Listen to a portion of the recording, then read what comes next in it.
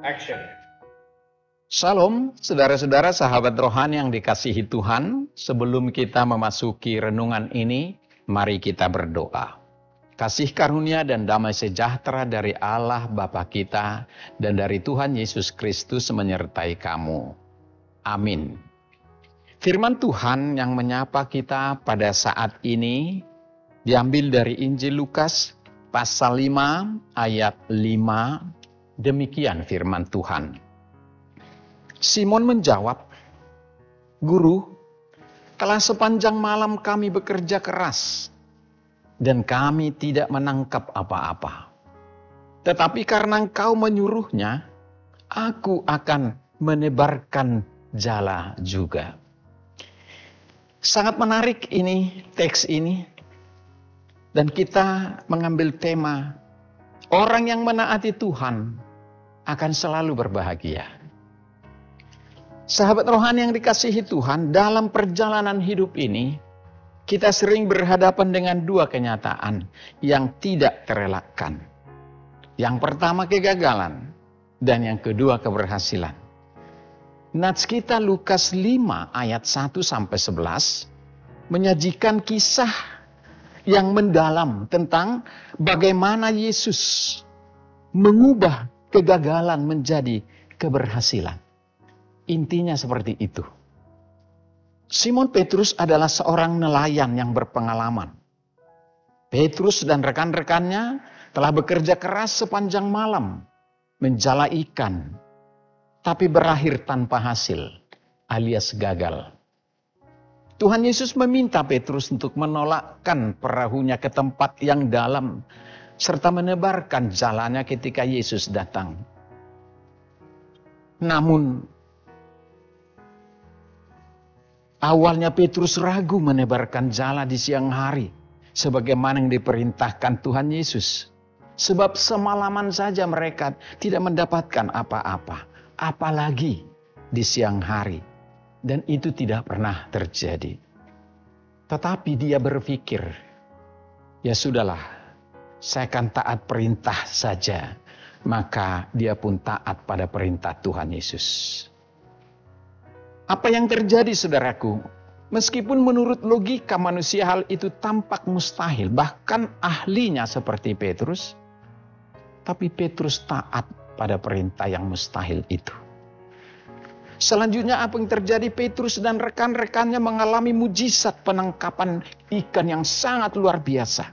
Mereka berhasil menangkap begitu banyak ikan hingga jala mereka disebutkan di sini hampir robek. Bahkan mereka memanggil teman-temannya yang lain untuk memenuhi perahu mereka.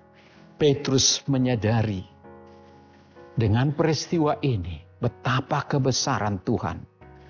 Dan menyatakan dirinya tidak layak dan seorang yang berdosa. Itulah pengakuan Petrus. Peristiwa ini mengajarkan tentang iman, ketaatan, dan kuasa Yesus. Sahabat rohani yang dikasihi Tuhan Yesus, peristiwa di tepi danau ini bukan hanya tentang sekadar kisah tentang mujizat dan keajaiban Tuhan, tetapi tentang pelajaran rohani yang mendalam tentang iman dan panggilan untuk melayani. Setelah peristiwa tersebut, maka Tuhan Yesus memanggil Simon Petrus dan saudara-saudaranya Andreas menjadi muridnya dan menjadi penjala manusia. Simon dan Andreas mematuhi perkataan Yesus dan segera mengikutnya, meninggalkan perahu dan pekerjaannya tanpa basa-basi. Ini mengajarkan kepada kita bahwa mengikut Yesus itu membutuhkan pengorbanan serta ketaatan yang radikal. Tidak boleh dengan hati yang ragu dan hati yang mendua. Petrus bisa saja menolak permintaan Yesus karena logika dan pengalamannya. Tetapi di sini kita melihat titik balik yang sangat penting. Petrus menanggalkan semua pengetahuan dan pengalamannya sebagai nelayan yang hebat. Dan memutuskan untuk taat sepenuhnya kepada suruhan Yesus yang ternyata mengubah kegagalannya menjadi berkat. Ini memberikan pelajaran penting tentang pentingnya iman dan ketaatan, serta kepercayaan penuh kepada Tuhan, meskipun kita diperhadapkan pada situasi yang tampak mustahil. Ini menunjukkan bahwa iman seringkali mengharuskan kita bertindak melampaui keraguan dan logika kita. Sahabat rohani yang dikasihi Yesus Kristus, demikianlah Abraham ketika dipanggil Tuhan.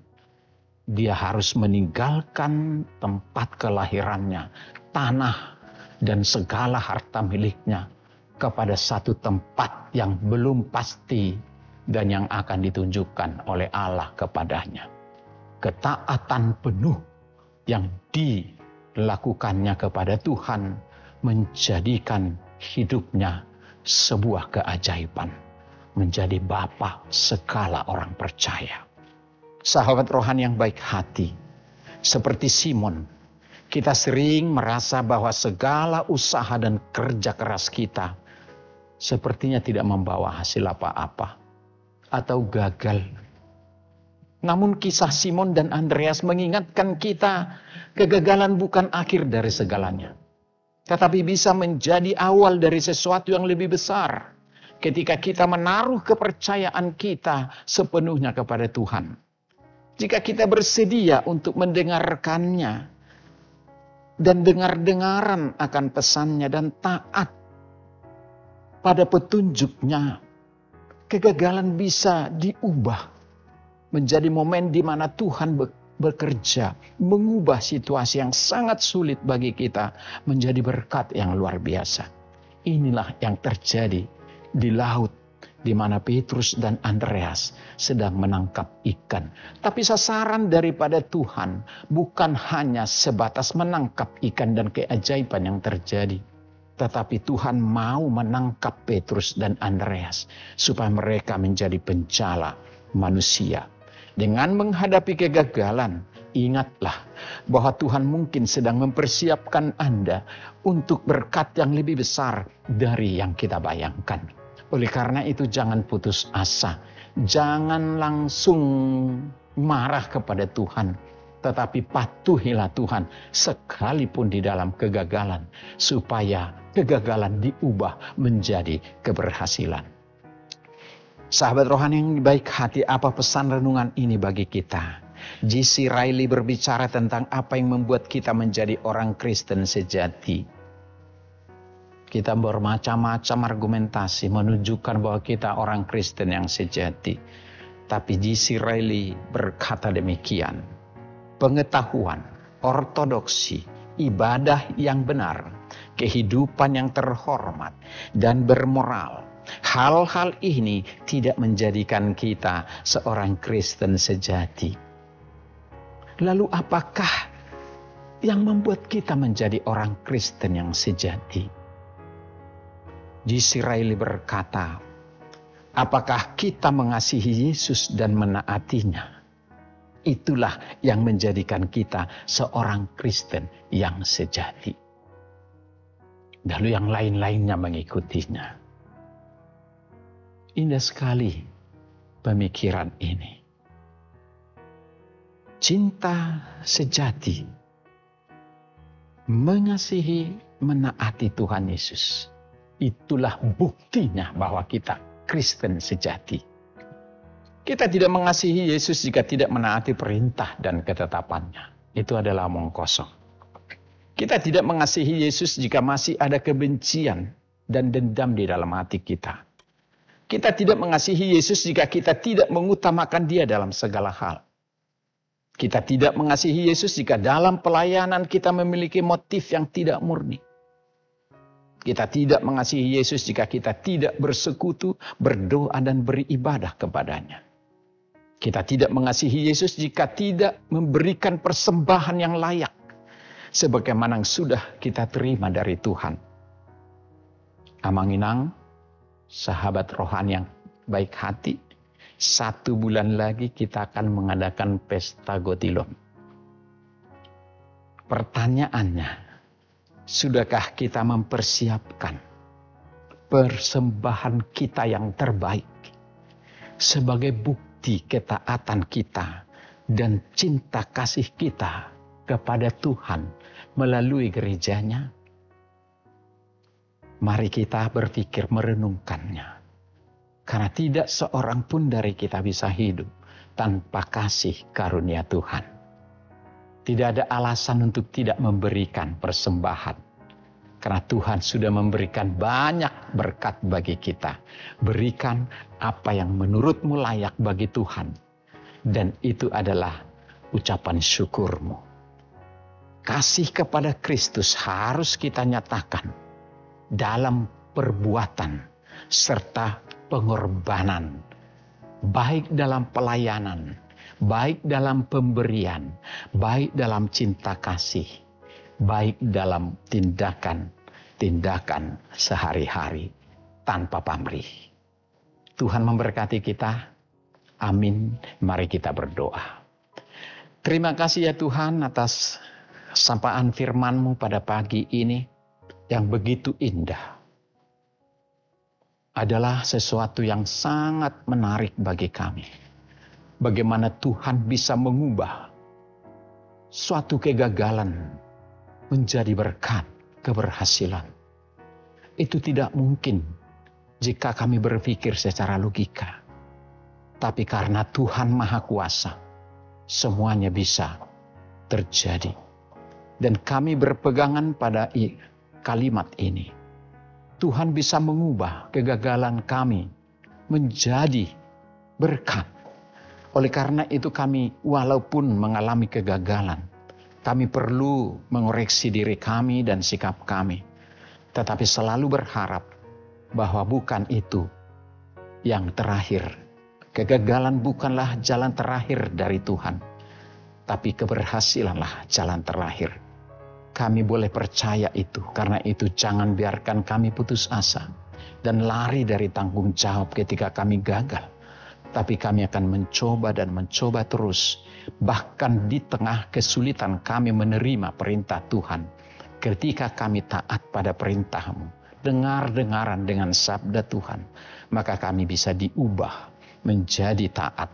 Walau tidak masuk akal. Dan disitulah hadir keajaiban Tuhan mengubah kegagalan menjadi keberhasilan. Pengalaman itu telah terjadi kepada Simon Petrus dan kawan-kawan. Dan kami pun sering mengalami hal yang sama.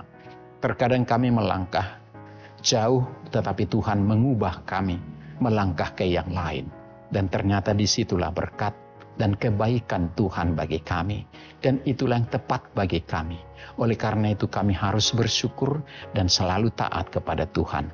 Terima kasih Tuhan atas firman-Mu yang indah ini. Buatlah kami seperti Petrus dan Andreas. Dan ajarlah kami untuk menjadi pencala manusia lewat sikap, perbuatan, kata-kata, dan pelayanan kami. Terima kasih Tuhan. Catatan bagi kami. Kami tidak berbuat kebaikan untuk mengharapkan kebaikan. Tapi kami berbuat kebaikan karena Tuhan sudah baik. Ajar kami bersyukur, memberi persembahan yang terbaik bagi Tuhan. Karena dari Tuhanlah segala sumber kebaikan yang kami terima. Ajar kami mengingat pesta Gotilon kami yang sebentar lagi akan kami rayakan. Walaupun ini kami rayakan setiap tahun. Dan kami juga selalu memberi persembahan setiap minggu. Tapi bukan berarti kami tidak bersyukur secara khusus. Karena berkat Tuhan juga melimpah pada kami walau dalam keterbatasan. Terima kasih Tuhan, beri kami hati yang murah hati. Memberi dengan sukacita. Karena Tuhan adalah sumber segala kebaikan kami. Terima kasih Tuhan, berkati kami dan anak-anak kami hari ini dalam beraktivitas, dan berkat-berkat-Mu mengalir kiranya melalui kegiatan usaha kami dan cita-cita kami masing-masing. Ke dalam tangan-Mu kami serahkan hidup kami, segala beban hidup kami, sakit penyakit, dosa-dosa kami. Sembuhkan kami Tuhan, dan lindungi kami dari segala mara bahaya. Terima kasih Tuhan, ampuni segala dosa kami. Dalam nama Tuhan Yesus, dengarkanlah doa kami dan jadilah sesuai dengan kehendak-Mu. Amin.